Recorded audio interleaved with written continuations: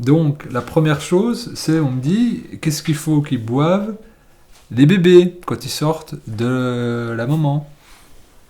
Alors, la réponse, elle devrait être toute simple. C'est pour ça que on va faire parler du bon sens. La simplicité, c'est d'où il vient, c'est le lait de la maman. Et donc, prendre ce qui sort du sein. Et ce qui sort du sein, eh bien, c'est le liquide nourricier qui est fait par l'enfant, qui est codifié pour l'enfant selon les principes de la mère. L'enfant, dans ses intestins, a développé une flore spécifique par l'alimentation de la mère au niveau intra-utérin. Ensuite, par la sortie, si elle est naturelle, si elle n'y avait pas eu de césarienne ou des choses comme ça, en prenant la flore vaginale de sa maman, cette flore-là ensemence la bouche de l'enfant et en avalant la salive, il va ensemencer ses intestins.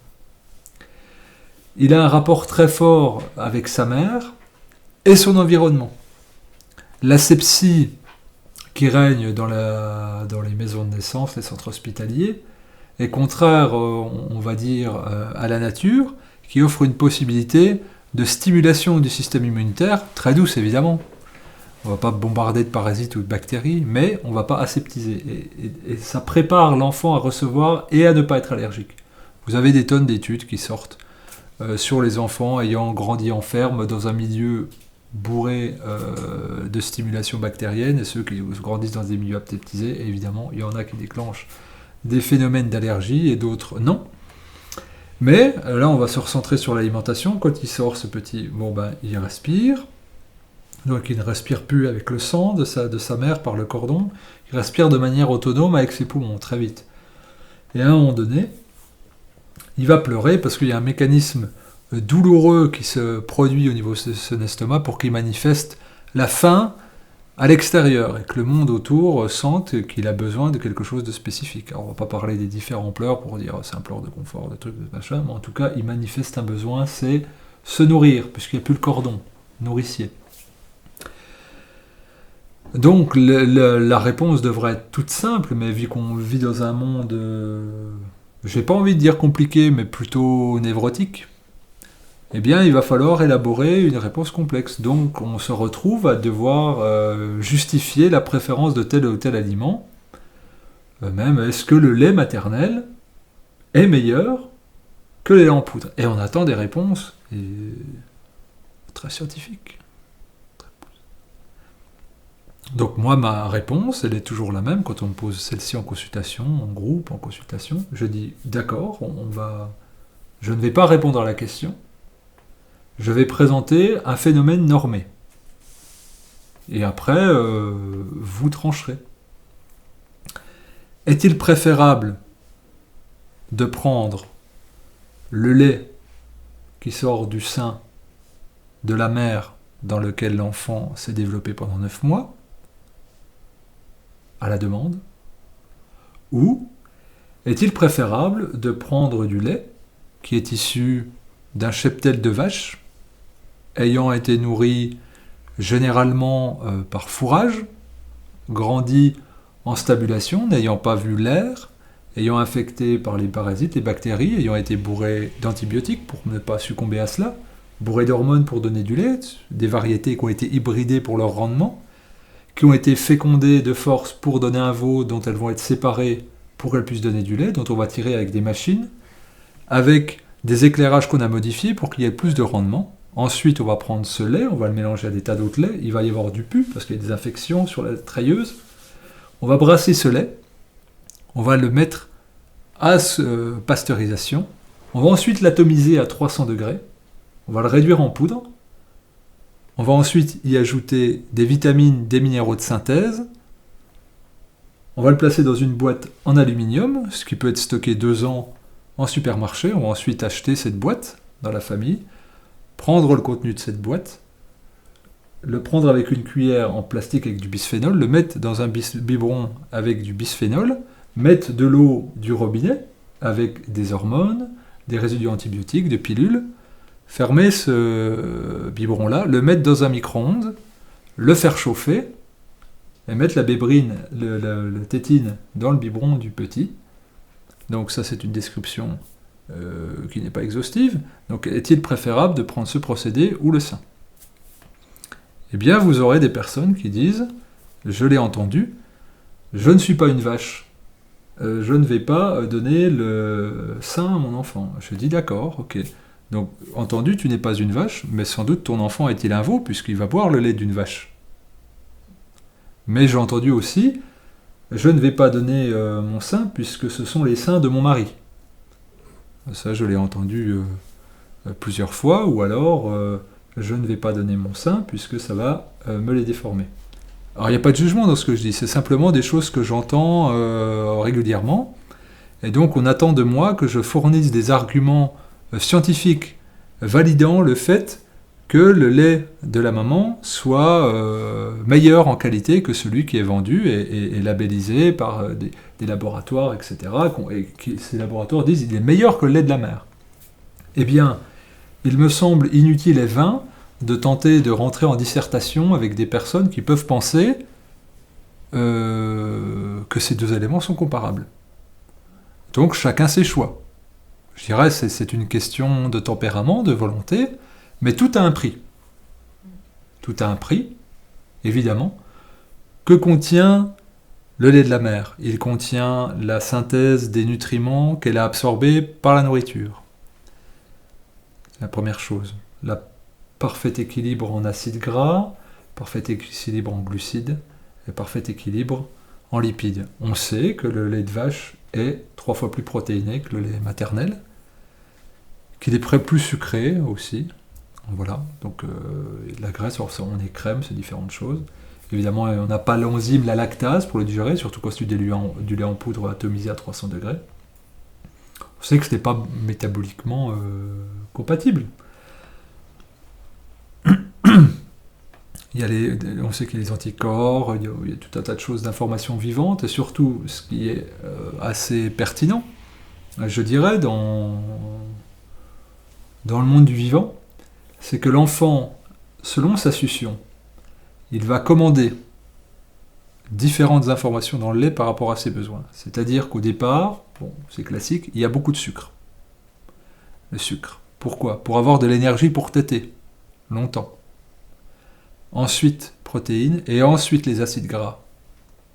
Et là, ils sont d'or au sein. Repus. Donc, c'est pour ça qu'il faut aller au bout de la tétée. Mais, vous aurez des spécialistes qui vous disent qu'une tétée ne doit pas excéder 20 minutes, et que, allaiter à la demande, génère des enfants capricieux. C'est les dernières recommandations, là, du ministère de la Santé, c'est de ne plus allaiter à la demande, puisque ça générerait des enfants capricieux plus tard. Mais je remercie moi, le ministère de la Santé de s'occuper du caractère psychique des individus, dont elle a la responsabilité. Donc c'est vraiment très pertinent, et on peut être plein de gratitude pour cette attention-là, parce que ça fera des individus qui seront moins chiants, donc il faut en profiter. Mais la succion, en fait, la façon dont l'enfant va téter, va commander des compositions différentes du lait. C'est-à-dire qu'à chaque tétée, il va avoir des informations nutritionnelles différentes en fonction de ses besoins spécifiques. Et ça, c'est incroyable. Donc c'est adapté.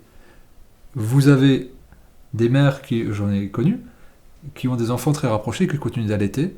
Eh bien, vous avez un enfant à chaque sein. Le lait, dans sa composition, est différent dans chacun des deux seins. La merveille de la nature. La merveille parfaite de la nature. Si la maman est bien nourrie, si elle a une alimentation équilibrée, on ne va pas dire ici ce qu'une alimentation équilibrée, etc.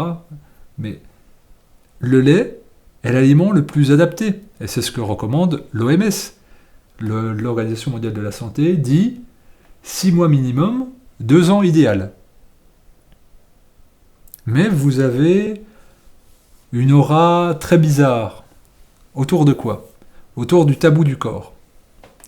Ce qui fait qu'une fois, ici même, une jeuneuse, sa famille lui a demandé de venir. Elle allaitait son fils jusqu'à... Le fils n'avait pas encore 2 ans. Sa propre famille lui a dit « Nous te demandons si tu continues de souhaiter venir aux réunions de famille. d'allaiter ton enfant. Pourquoi ? Nous trouvons qu'il y a un rapport incestueux qui se développe. Alors, bon, c'est intéressant comme remarque. On peut discourir dessus longtemps.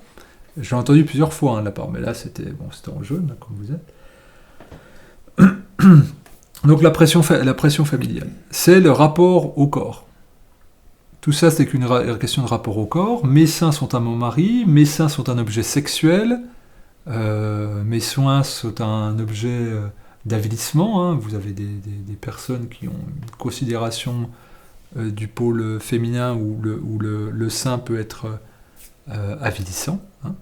Donc allaiter, c'est être une condition basse. Vous avez plein de considérations. Mais la seule considération qu'il faudra avoir, c'est une considération de bon sens et quelque part animale. Je veux dire, chacun a ses idées, chacun a son mental, chacun a ses concepts, chacun a sa culture, mais quand il s'agit de la santé d'un être vivant, le pragmatisme devrait dominer. Or, nous sommes dans une société de la pensée, on va dire de l'idée, du concept, hein, qu'on dénature, et on va être capable de considérer un corps tantôt comme un objet, tantôt comme une usine, tantôt comme un truc, un instrument de plaisir, etc. Et pas comme une fonction physiologique de base. Et donc, c'est pour ça que je dis, on pourrait discourir en long, en large, en travers des justifications scientifiques, biologiques de tel ou tel avantage. Si à un moment donné, on ne se remet pas dans son corps d'humain animal, et si on ne met pas son cerveau dans le sens de la marche du bon sens, on n'y arrivera pas.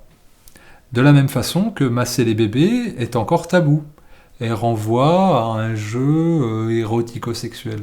Mais on est où ? De faire ces transferts-là. C'est-à-dire que nous sommes dans une société où le sexe pullule, hein, où on peut consommer du sexe, un tiers de la navigation Internet est fait pour la pornographie, on peut avoir des affiches 4x3, des feuilletons à télé, du corps dénudé partout, de l'exploitation du corps systématique, et par contre, donner un sein, ce n'est pas bon, toucher un enfant, ce n'est pas bon.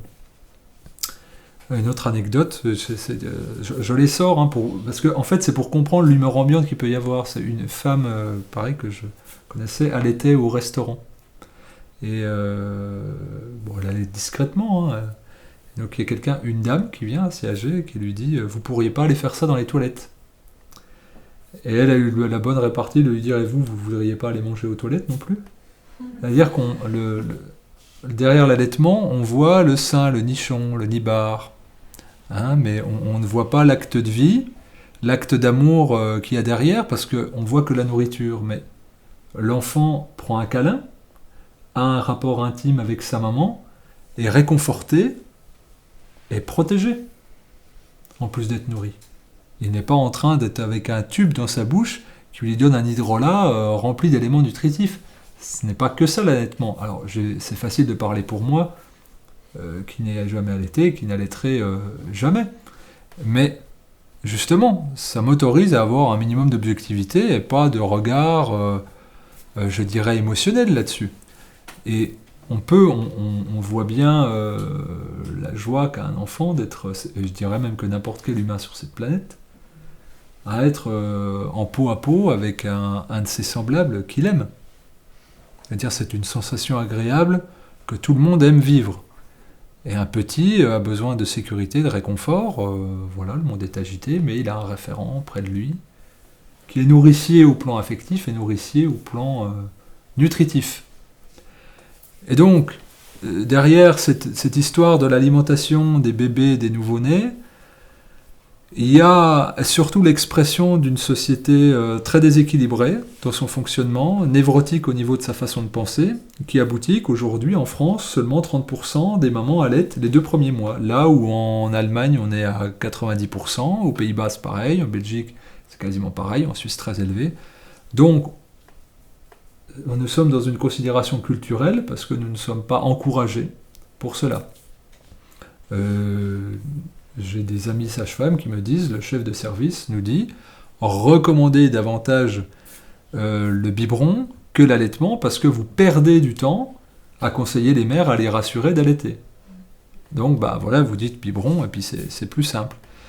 Et puis, il faut le reconnaître, la femme avec un grand F est tellement ignorante et repoussée dans la connaissance de son corps que bien c'est un grand mystère l'allaitement, que ça ne se traduit pas. Et puis à la moindre hésitation, on a peur, on croit qu'on fait mal, et puis on veut bien faire, on a plein d'appréhensions. Dans le doute, on ne veut pas que l'enfant meure de faim, on va donner le biberon. Alors qu'on pourrait se faire accompagner par d'autres femmes, par des associations, il y a la Leche League par exemple, ou encouragé par des sages-femmes. Alors il y a des unités pédiatriques où ça se fait magnifiquement bien, vous avez des maisons de naissance avec des labels, différentes choses, mais c'est pas égal partout. Ça dépend sur quel individu on va tomber au moment de naître ou de donner la vie. Et donc c'est de se mettre un petit peu dans toutes ces considérations-là pour voir qu'il y a un véritable problème. On ne peut pas faire l'économie de parler de cette alimentation des enfants sans parler de la pression titanesque des lobbies. Il y a un documentaire qui est sorti il y a très peu de temps, quelques mois, qui s'appelle The Milky Way, la Voie lactée, c'est un jeu de mots, et qui explique qu'aux États-Unis, les cliniques, dans leur conception au départ, en architecture, sont validées et orientées par les lobbies de l'industrie laitière, pour faire en sorte que les pouponnières soient le plus loin possible des chambres des mamans, pour que la difficulté à allaiter soit de plus en plus grande, donc pour mettre les bébés sous lait artificiel. Non, on n'est pas dans la rumeur, la théorie du complot, il suffit de regarder ce documentaire-là. Il suffit aussi de regarder les salles de garde pour voir qu'il y a une horloge Candia, qu'il y a un pèse-bébé Nestlé, qu'il y a un jeu de couches Gigos ou je sais pas quoi, qui nous est gentiment offert. Enfin, ça, c'est moins avant. Mais surtout, ce qui est très drôle, c'est, par exemple, au 3 ou 4e mois de l'enfant, je crois que c'est 4e mois pile, on reçoit un joli petit paquet avec des céréales Nestlé à mettre dans le biberon pour dire que c'est très équilibré, et puis que maintenant, il est temps d'arrêter le lait maternel, si ce n'est pas déjà fait, pour passer aux choses sérieuses, parce que il est bien connu que les enfants qui n'ont pas de dents raffolent des céréales. Qu'on doit diastaser, parce qu'il n'y a pas d'amylase, et donc on met de la maltodextrine, etc. Donc on va mettre de la chimie, et on va se demander pourquoi il vomit, pourquoi il a la diarrhée, pourquoi il fait des croûtes de lait, pourquoi il fait de l'eczéma, etc., et des allergies. Alors, par les questions de bon sens, souvent, j'ai des parents qui viennent me voir, on m'a dit que des fois, vous parlez de l'alimentation des enfants. Je dis non, c'est faux, je ne parle pas de l'alimentation des enfants, puisque seule l'autorité pédiatrique peut le faire. Donc je ne parlerai pas de l'alimentation des enfants. Ils me disent, c'est dommage, parce que notre fils, ou notre fille, mais là en l'occurrence c'était un petit garçon, vomit le lait. Alors j'ai dit, son lait. Alors, j'ai dit, quel lait ? Le lait. Mais je dis, oui, mais lequel ? Celui qui est dans le biberon. Mais lequel ? Du lait. Non. C'est le lait de sa maman qui a été tiré. Non, du lait de vache. Ah bon, non, du lait de vache. Depuis quand ? À chaque biberon. Je dis, à chaque biberon. Depuis quand ? Il n'a pas été allaité, donc depuis le début. Donc depuis 6 mois. On fait une moyenne, je dis, ça fait 5 biberons par jour, c'est ça ? Oui. Donc 5 fois 30, ça fait 150 biberons par mois, d'accord ? Oui. 6 mois, 6 fois 150. Donc on est à peu près à 1300, 1400, 1500 biberons, oui, c'est ça. Donc votre enfant a vomi 1500 fois consécutives après chaque biberon. Oui, c'est cela. D'accord. Si je vous donne quelque chose à manger que vous vomissez, je vous repropose une deuxième fois, vous vomissez, je vous repropose une troisième fois, vous le prenez ? Non. Me répond-on comme si j'étais un idiot insolent. Vous l'avez fait ce 1500 fois. Ah oui, mais on nous a dit que c'était bon et que c'était normal.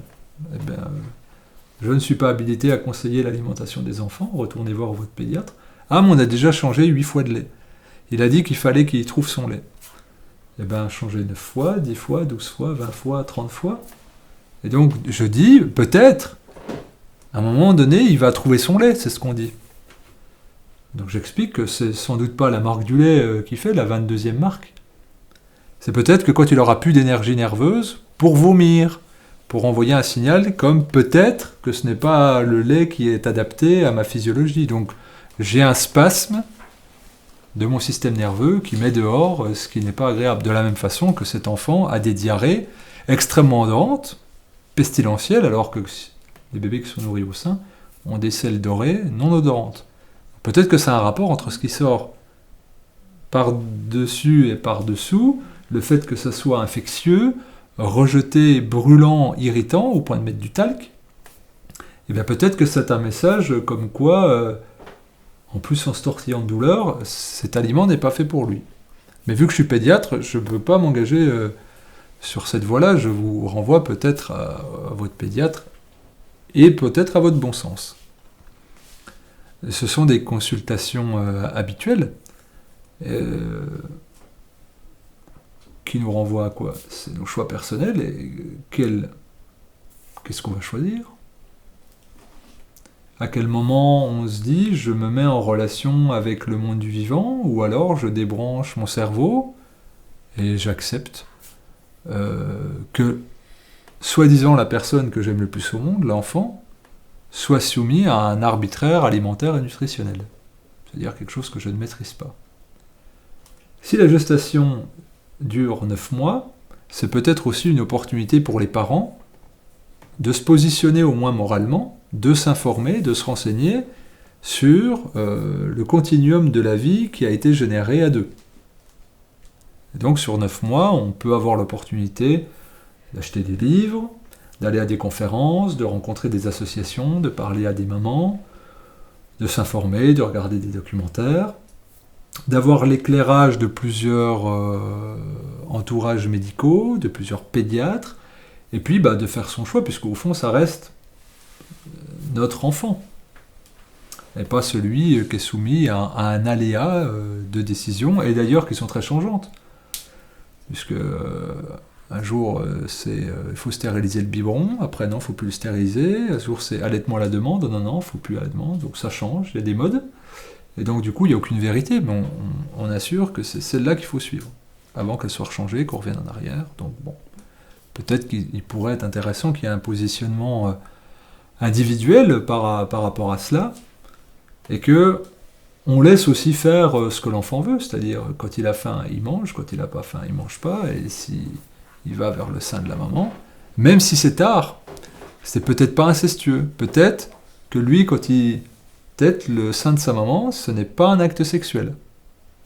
Il faudrait que ça puisse être envisagé, peut-être qu'il faudrait envisager que la maman ne soit pas tordue au point de prendre du plaisir à avoir son petit au bout du sein. Mais il faudrait demander aux femmes, peut-être, plutôt que d'avoir des élucubrations de l'esprit ou faire des transferts malhabiles. Et on est plutôt je pense, dans cette dynamique-là au niveau de la société. C'est pour ça que je dis il y a un agrégat de névrose qui génère des comportements collectifs qui me semble très dissocié de la condition de l'animal humain que nous sommes. Alors après, on pourrait développer sur plein de choses, sur plein de comportements en dehors de l'alimentation des enfants, ça fait déjà beaucoup d'informations, mais en gros, ici, je ne donne pas de solution. Je rappelle à notre condition, et j'essaye d'appeler, de stimuler le bon sens. Chercher la justification systématique, souvent c'est déjà se fossoyer. On peut tenter de justifier, parce qu'il existe des études scientifiques sur les laits artificiels qui prouvent qu'il est meilleur que le lait maternel. C'est scientifique. Eh bien je dis libre à chacun de croire ces informations qui sont peut-être issues d'études financées par des organes en dehors du ministère de la Santé publique. C'est la liberté de chacun, la liberté de s'informer, la liberté de choisir, la liberté de croire, la liberté de s'illusionner, la liberté de ne pas se faire chier, pour parler correctement, de ne pas se poser de questions.